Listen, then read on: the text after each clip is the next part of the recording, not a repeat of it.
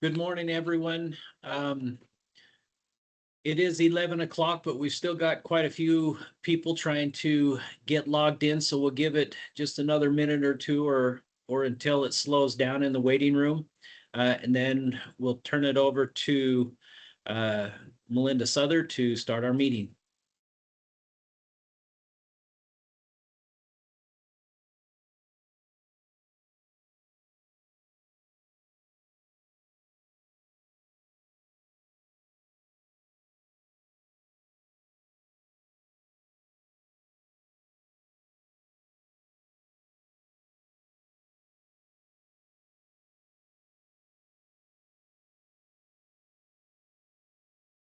Good morning, Melinda. This is Monica. It looks like the lobby has slowed down. You got it. Sounds good. Well, good morning, everyone. My name is Melinda Southard. I serve as a Deputy Director here at the Nevada Health Authority, and I just want to welcome you all to today's webinar about the Rural Health Transformation, and specifically the Rural Health Innovation and Technology Initiative under the state's Rural Health Transformation Program. Today's webinar is meant to focus on what is the CMS health IT ecosystem? We've talked about this in our rural health transformation application, specifically under this initiative, that projects should align with the CMS health IT ecosystem, but it might be helpful for folks if we went over what that is and what that encompasses. So we're very happy to be joined today by our colleagues at Health Management Associates, otherwise known as HMA. And they're going to be able to, walk through a presentation with you all today. And we really encourage, your questions and your feedback so that we can, talk through this together and ensure that everyone has a really great understanding of the CMS health IT ecosystem and, what that encompasses and how to ensure that projects and proposals that are submitted are aligned with that ecosystem. And just as a reminder, we also have another webinar scheduled for the same time tomorrow that will dive into a little bit deeper about health information technology. So for today's webinar, I want to first start with asking for any general public comment. And just note if there are public comments, please feel free to raise your hand. With the Teams platform, public comment may be limited to 3 minutes per person. And we just ask that you please state your name for the record before giving public comment. So with that, I just want to call for any general public comment before we get started.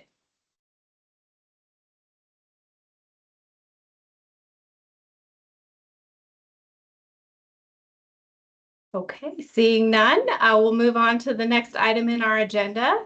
And with that, I would like to turn things over to our colleagues at HMA. I believe we have Arun and Lee on the line with us, and so I will turn it over to you folks.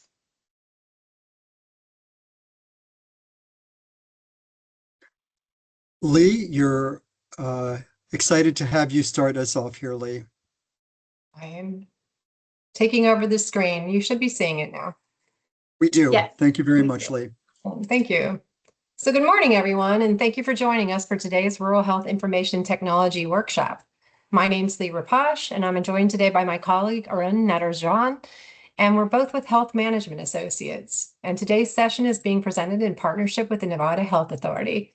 Our focus today is the CMS Health IT ecosystem and what it means for rural providers, rural partners, and the broader transformation of healthcare delivery in Nevada. This session is part of the state's larger Rural Health Transformation Program, and our specific role has been to support the state in developing a Rural Health Information Technology, or RHIT, procurement that aligns with CMS expectations while remaining practical for rural communities. Any projects proposed under RHIT will need to demonstrate alignment with the CMS principles, both in how solutions are designed and how they can scale, integrate, and adapt over time. What we want to do in this session is not just review federal terminology or frameworks, but to make this topic practical and relevant. We'll talk about what the CMS Health IT ecosystem means in real operating terms for rural providers, clinics, hospitals, and community partners, particularly those thinking about technology modernization, interoperability, cybersecurity, shared services, and future funding opportunities. The session is intended to be informative and grounded in real-world considerations. As you listen, we encourage you to think about these concepts and how they might apply to your own organization or region, what's working well today, where there are gaps, and where shared or state-supported health IT services could help reduce burden and improve sustainability. Before we dive in, I want to quickly walk through today's agenda and how we'll use our time together. This is a working session and no advanced prep is required. The goal today is conversation and shared understanding, not presentations, evaluations, or formal reviews. We'll start with a brief welcome and session goals, then ground ourselves in the CMS technology ecosystem and the principles shaping how health IT projects are expected to evolve. This discussion is intended to create common reference point as providers consider potential RHIT concepts and approaches. From there, we'll talk through network capabilities and interoperability, focusing on how systems connect and exchange data today, and how these capabilities support or may constrain future RHIT funded efforts.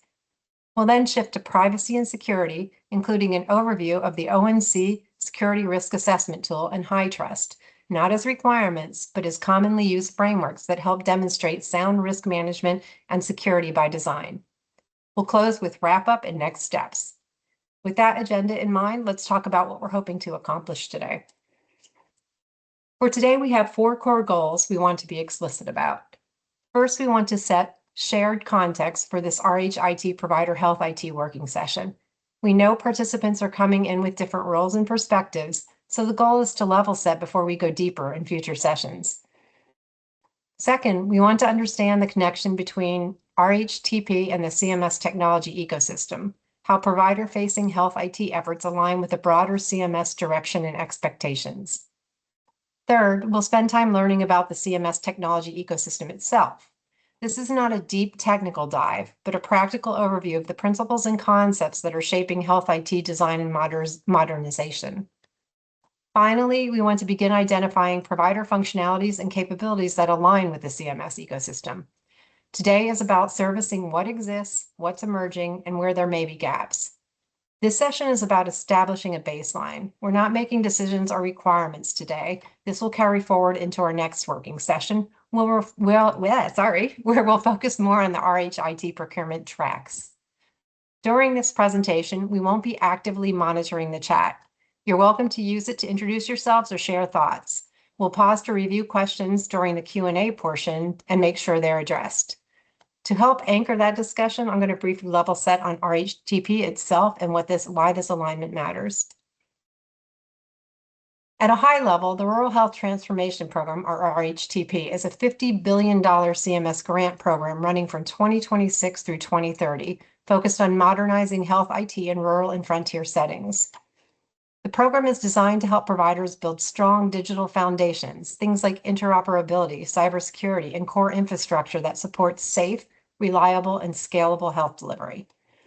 RHTP also aims to enable innovation, including telehealth, remote monitoring, AI-enabled tools, and more to data-driven approaches to care. The intent here is not innovation for its own sake, but innovation that is grounded in solid, secure, and interoperable systems. Importantly, for today's discussion, RHTP requires alignment at the state level with CMS Health IT ecosystem priorities. That means proposed projects are expected to reflect CMS principles such as modular design, standards-based data exchange, reuse, and security by design. As we walk through the ecosystem today, this is the lens that we're going to keep in mind, how these principles underpin the kinds of health IT projects that the Rural Health Transformation Program and ultimately the RHIT is intended to support. And with that, I'll turn the presentation over to Arun. Thank you so much, Lee. And thank you, Melinda, for introducing this really important topic. My name's Arun Natarajan, and I'm excited to share with you a little bit about the CMS interoperability framework and CMS aligned networks. So this slide actually introduces what I think is one of the most important ideas in the deck, the CMS interoperability framework and the concept of a CMS aligned network.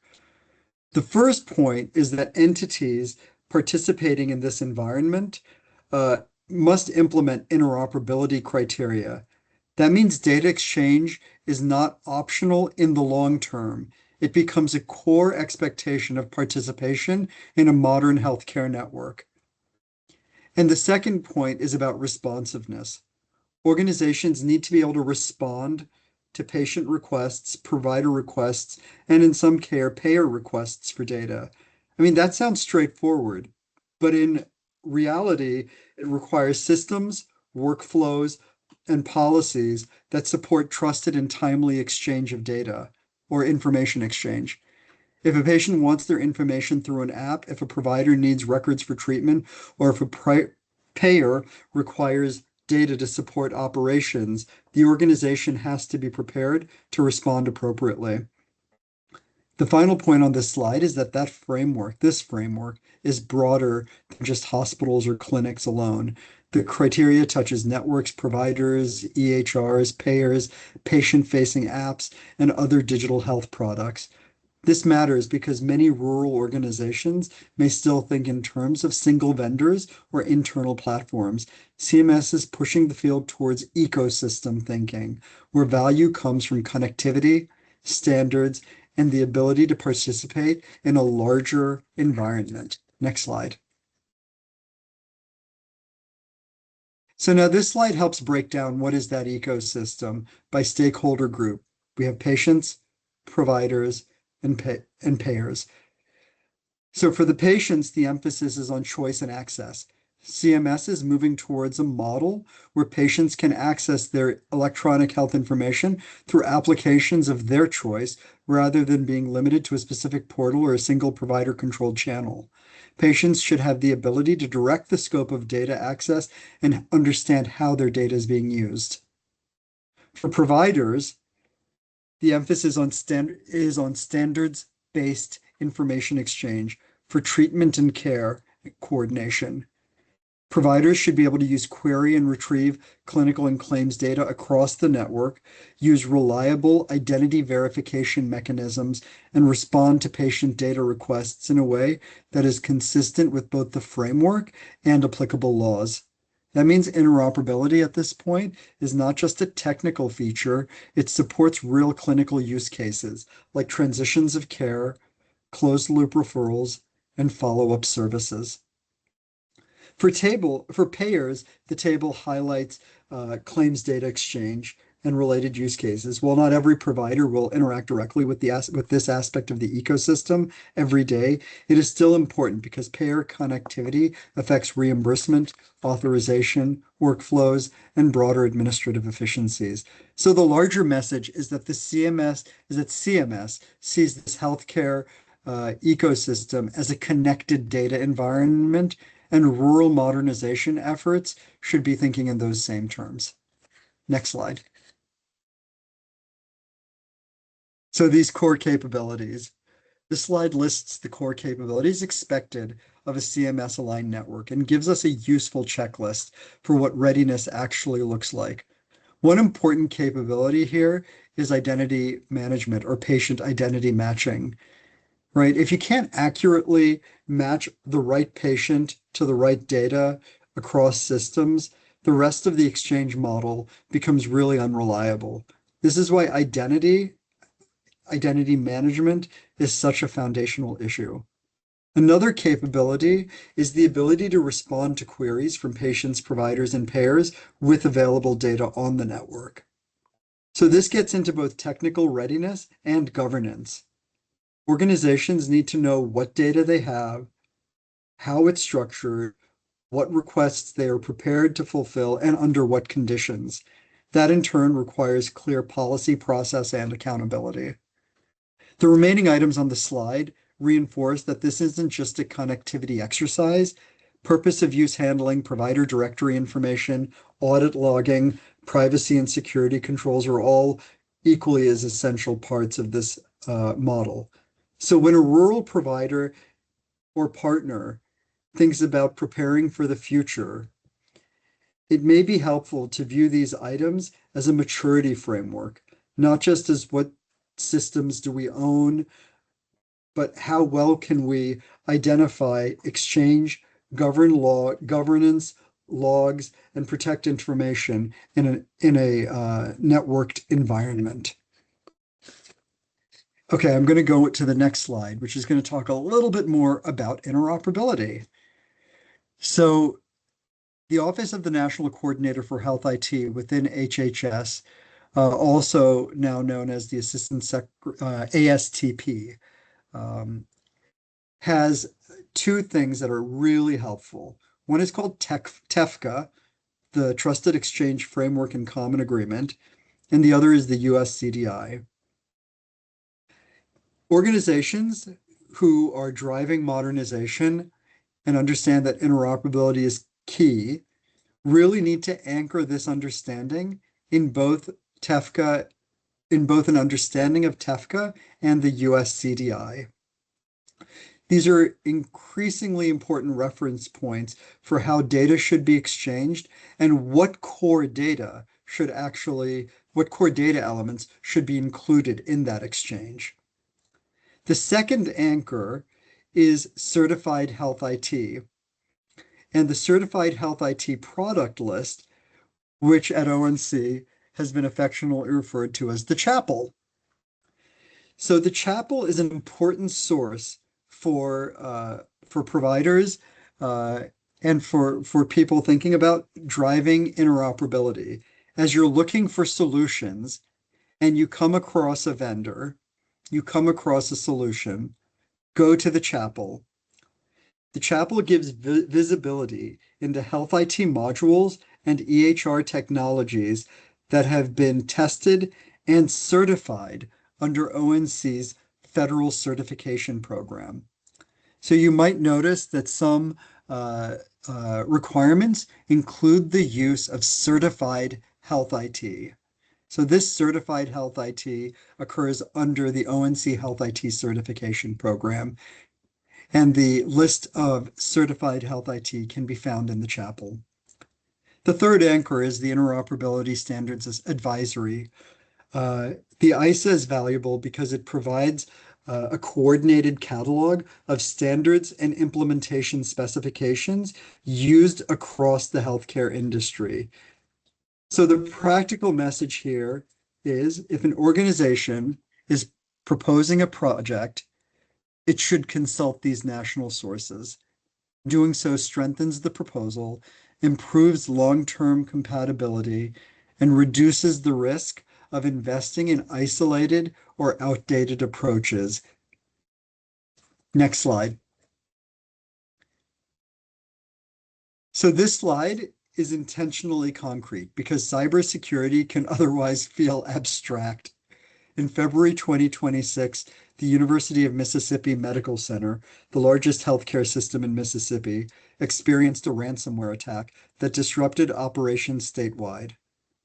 The incident affected IT networks and critical clinical systems, including the Epic EHR, and it forced the organization to shift to paper-based documentation while maintaining emergency and inpatient services.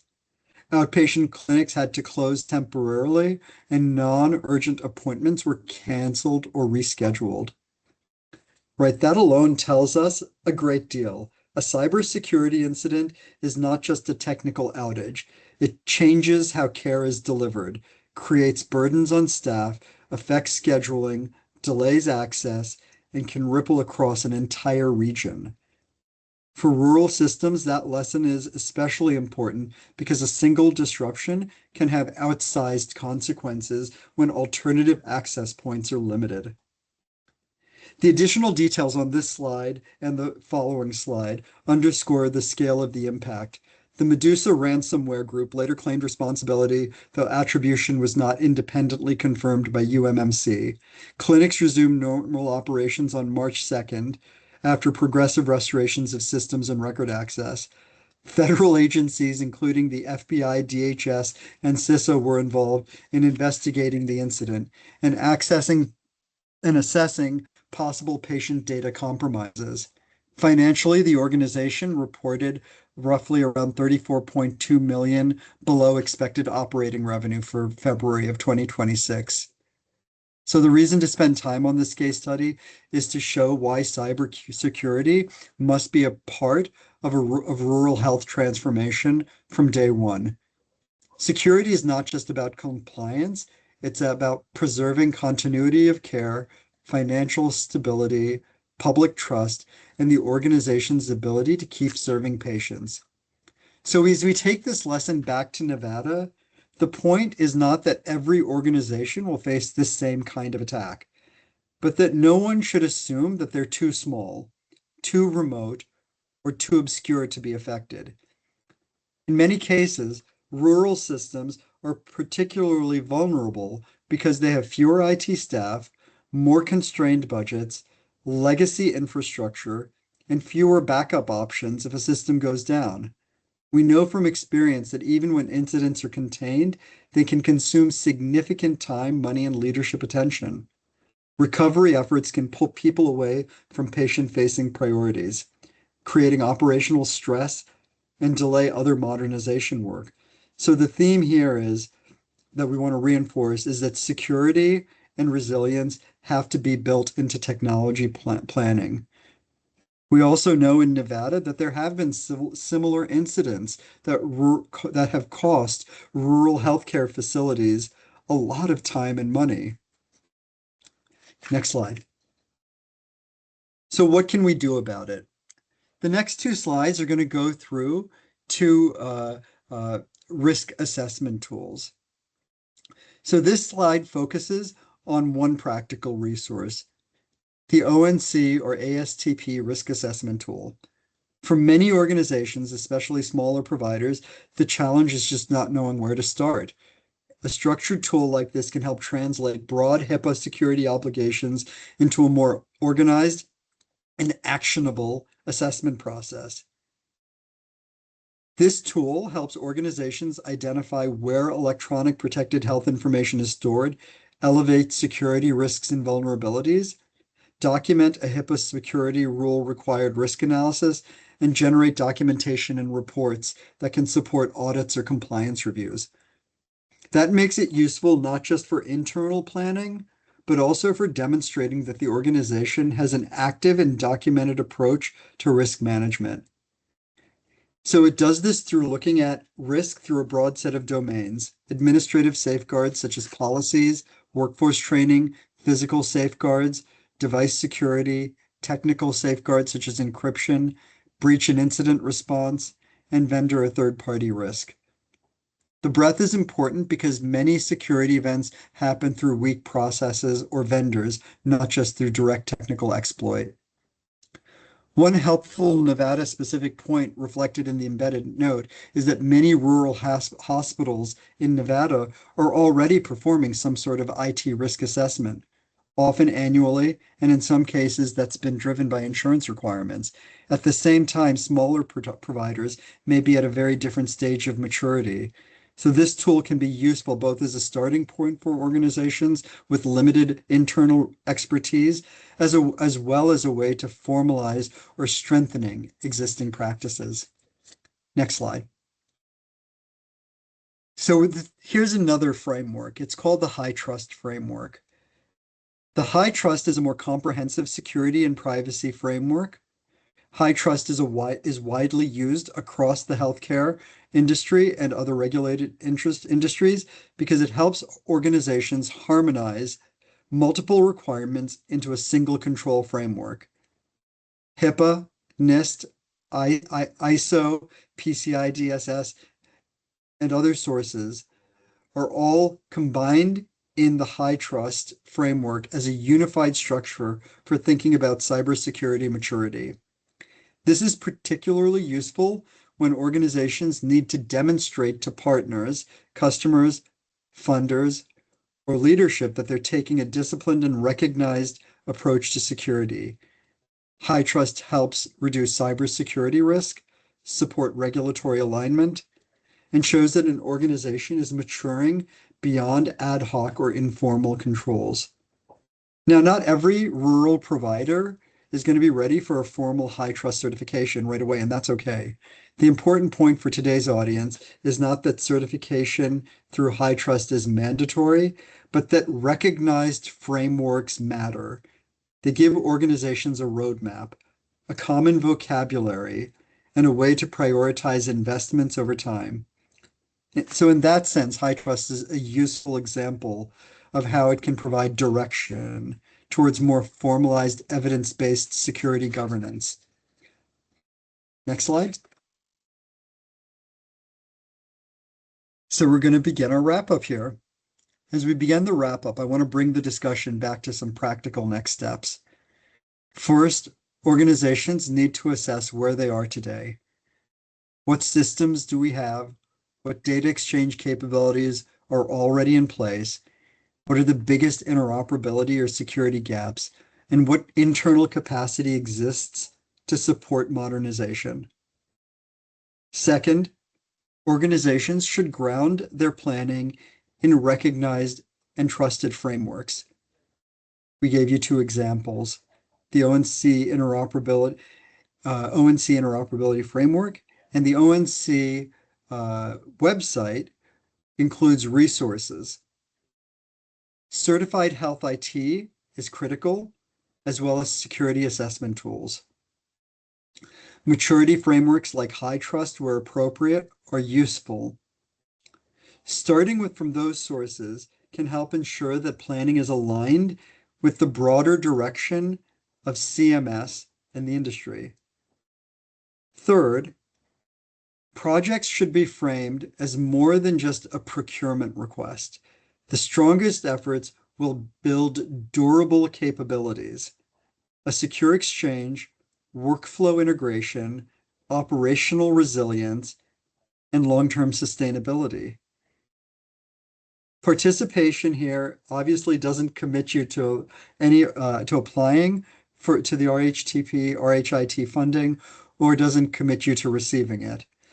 The purpose here is to just inform and prepare so organizations can make a more thoughtful decisions about what's next. We're about to go into Q&A, and then we have one final slide on resources. Jason, would you like to jump back in now, or should we go into Q&A? I think we could go into Q&A. I appreciate your direction and instruction of both yourself and Lee. And if those attending would like to raise their hands, we'll try to take questions and answer them as best we can. So at this point, we're going to open the floor to questions and discussions. You're welcome to put your questions into chat. We will be moderating and looking at the chat now, as well as raising your hands. I'm going to provide 3 broad themes that may be helpful for some. Interoperability readiness. What does it take to move from where an organization is today to something more aligned with CMS expectations? 2, cybersecurity readiness. What are practical first steps organizations can take? We know security matters, but maybe we're unsure where to begin. And 3rd, strategic planning. What kind of projects are most sensible for rural implementation? Okay. Bill Cohen And- has a question. Brennan, welcome. Bill? After you, Bill. Oh, thanks, Brandon.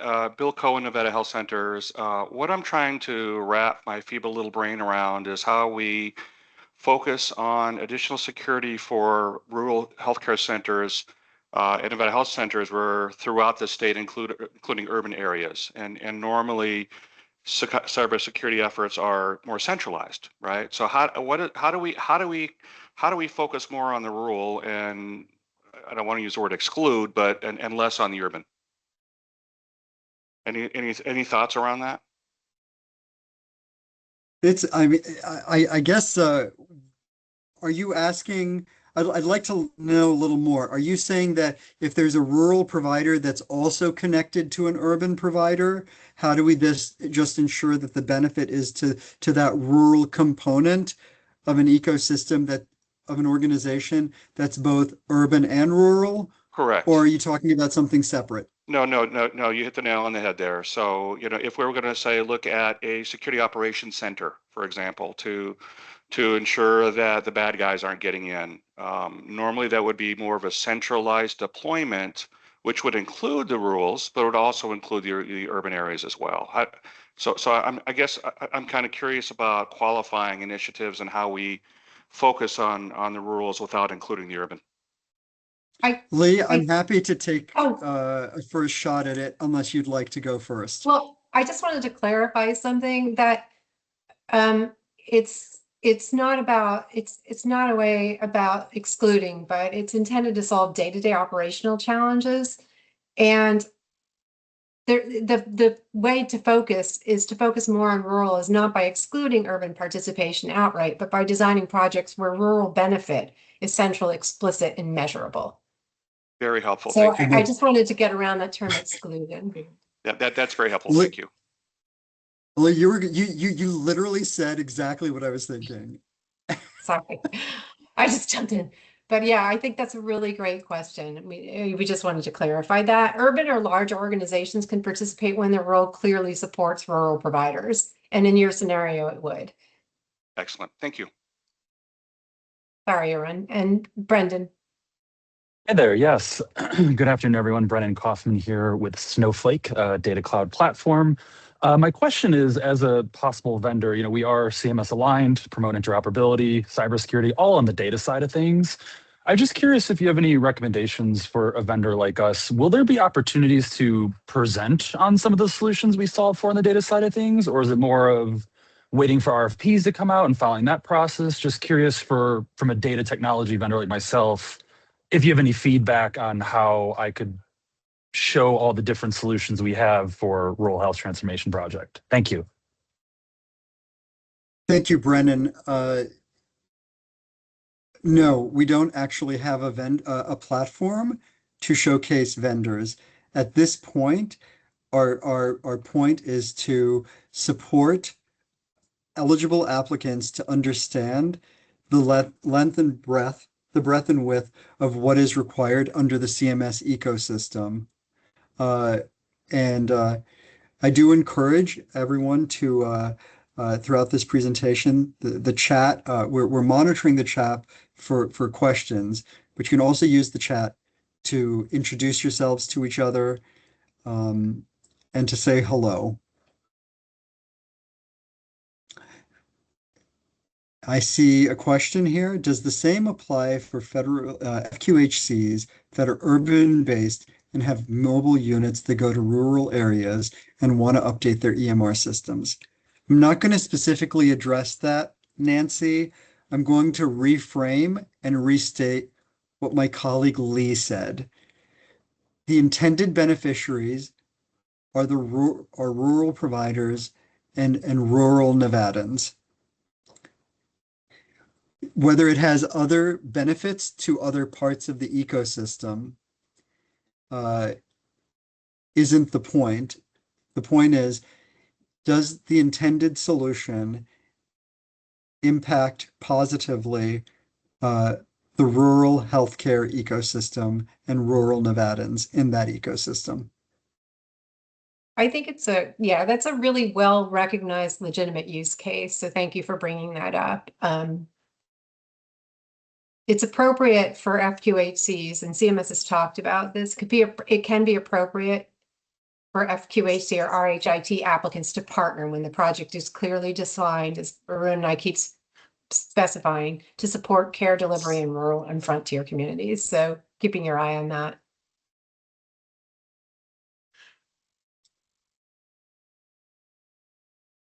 And I think we have a question from Samuel. Will a rural healthcare entity endorsement be a hard requirement for any vendors applying and responding to the RFP process? I'm not going to talk about the RFP at this point, Samuel. The purpose of today's session is to talk about the CMS ecosystem and sort of creating common reference points around the CMS ecosystem in the context of RHIT.